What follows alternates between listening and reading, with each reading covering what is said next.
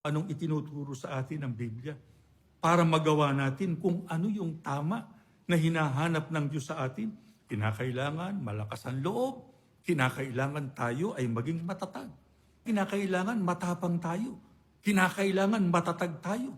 Naiingatan nating sundin ang lahat ng mga batas, aral, utos ng ating Panginoong Diyos. Ganyan ang hari ng Huda noon. Ginawa niya na yung pagsunod sa utos ng Diyos at maging sa mga tuntunin ng Diyos ay kanyang pahalagahan. Pero hindi lang basta ginawa niya sapagkat pinilit siya, kundi siya mismo ang nagpumilit. Bakit? Para siya ay makapagbigay kasiyahan kanino? Sa Diyos po. Tularan natin si Ezekiel.